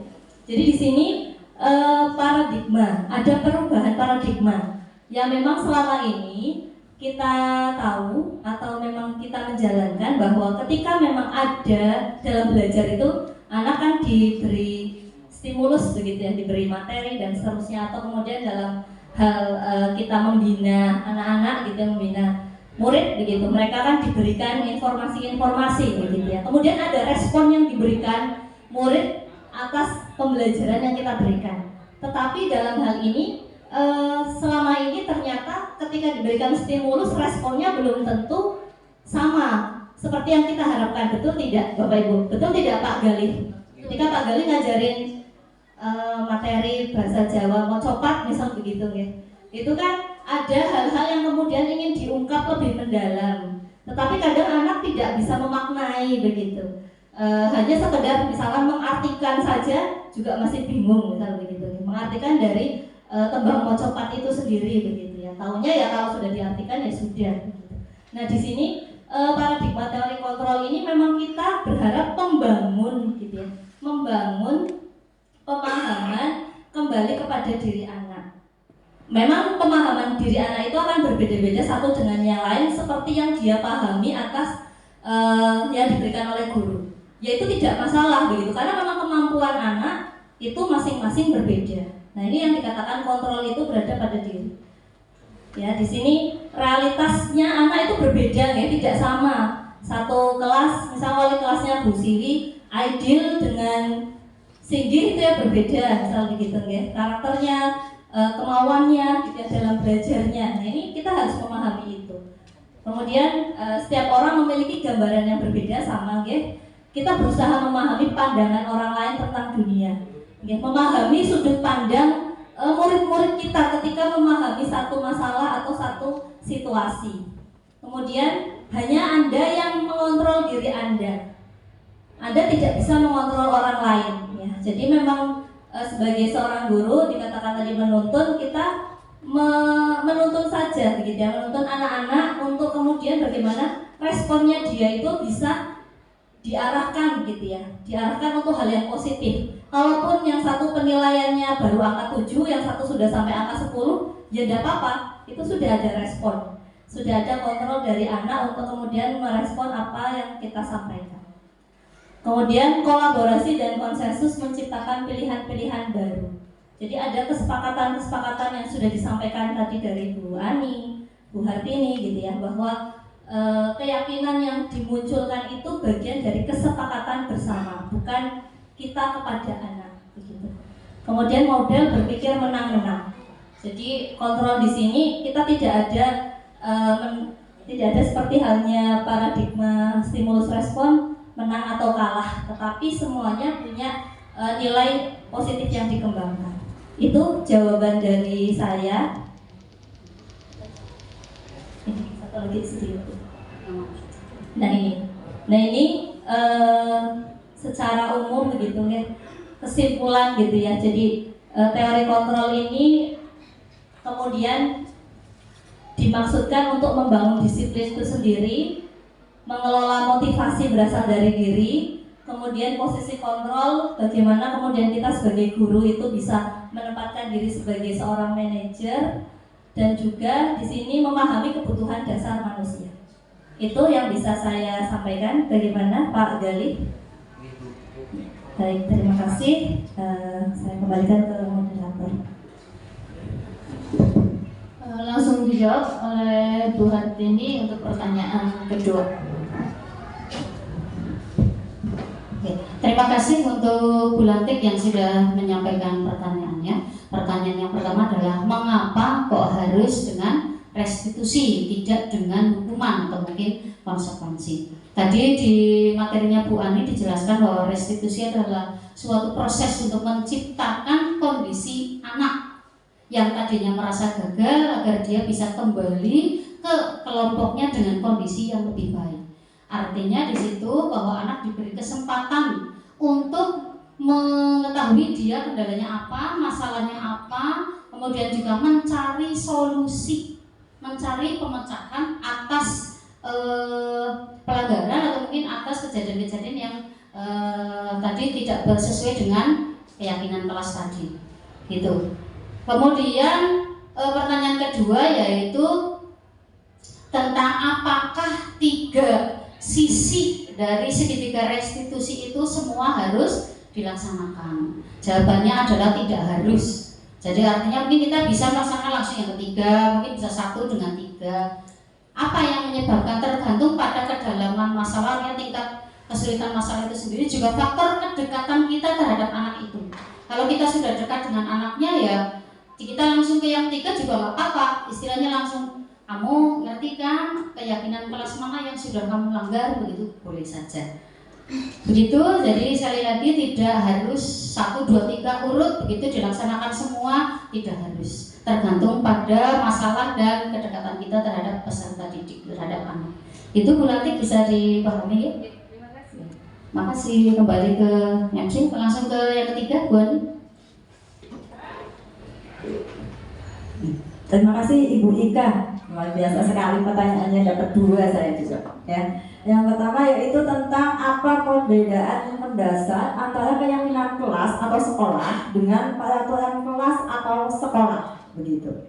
Nah, tadi sudah saya sampaikan tentang keyakinan. Keyakinan itu adalah diambil dari nilai-nilai kebajikan universal, ya, baik yang bersyarat maupun bersyarat, latar belakang lepas ya, terlepas dari latar belakang agama, suku, bahasa, gitu. Nah, di dalam keyakinan kelas itu kan ada 2 pihak yang terlibat di dalamnya, begitu. Jadi di sini memiliki kekuatan yang cukup mendalam, begitu, dibandingkan dengan peraturan kelas atau sekolah. Kalau peraturan sekolah itu kan bersifat lebih memaksa, ya, memaksa anak seperti ini, begitu. Dan kalimat di keyakinan kelas pun itu kalimatnya positif, Ibu Ika. Jadi kalimatnya tidak menggunakan kalimat negatif, Ya, seperti contohnya tadi ya, kalimat positif jangan kalimat positifnya berjalanlah di kelas begitu. Kalau yang peraturan sekolah mungkin dengan kalimat negatif biasanya kita menggunakannya jadi jangan tidur di kelas gitu. Dilarang makan di kelas atau dilarang terlambat begitu ya, seperti itu sebetulnya. Lalu pertanyaan yang kedua yaitu bagaimana proses pembentukan keyakinan sekolah. Tadi saya sudah menyampaikan tentang proses pembentukan keyakinan kelas. Jadi pada katanya sama, hanya skupnya. Kalau keyakinan kelas itu ditujukan kepada warga atau yang ada di kelas tersebut dengan guru yang bersangkutan. Kalau keyakinan sekolah, berarti di sini yang terlibat adalah semuanya, semua warga sekolah. Jadi berarti dari kelas 10 sampai kelas 12, Bapak Ibu semuanya di sini, gitu ya. Bapak Ibu semuanya terlibat di dalamnya. Entah itu Bapak Ibu yang pengampu mapel atau mungkin bahkan sampai umur di sini ikut Bapak di dalamnya. Begitu. Untuk proses pembentukan keyakinan kelas sama ya, baik Bu Ika. Jadi mempersilakan Bu Id untuk bersuara pendapat begitu dengan Bapak Ibu nantinya mencatat ya semua masukan yang sudah dibuat oleh Bu Id pada satu papan begitu, pasti sama dengan keyakinan kelas. Begitu, hanya skupnya saja lebih luas untuk keyakinan sekolah. Yang mudah-mudahan ke depan kita bisa ya mengubah satu peraturan sekolah menjadi keyakinan sekolah, Bapak Ibu. Begitu Bu Ika, pendapat jawaban dari saya. Waktu saya kembalikan kepada Ibu Eva.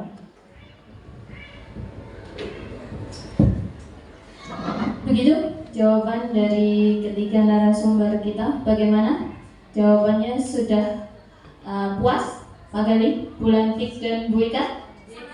Oh, sangat puas. Semoga bermanfaat. Sekali lagi mari kita bertepuk tangan untuk kita semua guru hebat, calon-calon guru penggerak angkatan selanjutnya. Untuk sesi selanjutnya adalah refleksi. Refleksi di sini ada dua. Refleksi yang pertama dari Bapak Kepala Sekolah, yang kedua adalah perwakilan dari Bapak Ibu Guru. Refleksi yang pertama dari Bapak Kepala Sekolah, mohon Pak Dr. Andes Mardiono MPD untuk menyampaikan.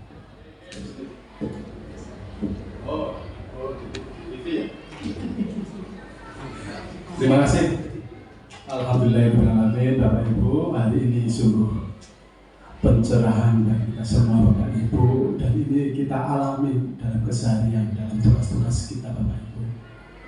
Saya terima kasih kepada Bu Har, Bu Sri, dan Bu Ida yang sudah menyampaikan diseminasi pembiasaan, pembentukan diseminasi budaya positif sekolah, termasuk budaya disiplin positif ya Bu.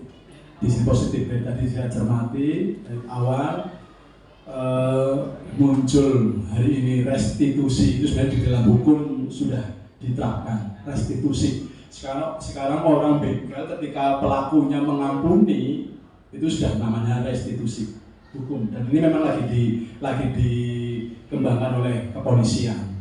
Tapi bukan berarti kita mentolerir perbuatan kejahatan. Restitusi bukan berarti kita mentolerir. Artinya kita di sini ada kebijakan dari korban.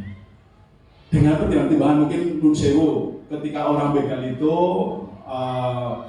ketika ditanya, oh terus saya begal, saya jambret untuk beli susu untuk anak saya misalnya, ya. Dan ini restitusi memang lagi dikembangkan di kepolisian, di dunia, di lingkungan hukum kita. Nah, kembali ke penerapan restitusi di sekolah. Tadi kita ikuti bersama-sama segitiga restitusi di situ. Yang pertama tahapan-tahapannya ya. Tahapannya yang pertama validasi ya, menstabilkan identitas, kemudian validasi ya Bu ya. Terus yang ketiga tadi apa? Keyakinan kelas. Ya mudah-mudahan restitusi, segitiga restitusi kita terapkan di sekolah kita. Dengan beberapa tayangan video tadi memang ya kita alami, dan sini dibutuhkan ketulusan dari kita semua,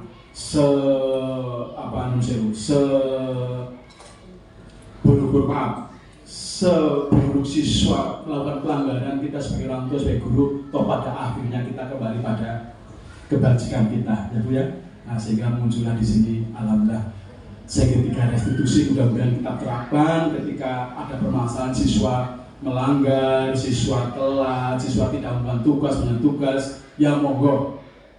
Hari ini saya memohon dengan sangat kepada teman-teman Bapak Ibu guru, ya, sebenarnya sudah kita praktekkan. Kalau kemarin kita ada siswa telat, terus kita bentak keluar, gitu kan? Ya. Hari ini saya dapatkan pencerahan. Termasuk nanti teman-teman Bapak Ibu guru bisa menerapkan ini, ya. Ini sangat bagus. Kita budayakan menghasilkan disiplin positif dengan penerapan restitusi, segitiga restitusi tadi. Makanya Bapak Ibu, selamat, terima kasih kepada Bu Har, Bu Sri dan Bu Ida. Mudah-mudahan ini berdampak positif ketika kita ingin memajukan sekolah ini dengan penerapan tadi budaya positif, termasuk untuk mewujudkan disiplin positif dengan penerapan tadi segitiga restitusi. Begitu ya. Alhamdulillah, terima kasih. Mudah-mudahan sekolah kita dengan teman-teman dari CGP, nanti dalam CGP berikutnya SMA Bantarsari lebih maju lagi. Terima kasih, amin amin. Terima kasih. Demikian saya refleksi saya ketika hari ini kegiatan diseminasi pembiasaan budaya positif di lingkungan SMA 1 Bantarsari. Terima kasih. Wassalamualaikum warahmatullahi wabarakatuh. Terima kasih Pak Dion atas refleksinya. Selanjutnya refleksi dari perwakilan Bapak Ibu guru. Monggo Bu Indah sepertinya ingin melakukan refleksi. Monggo, waktu dan tempat kami persilahkan. Sini ya.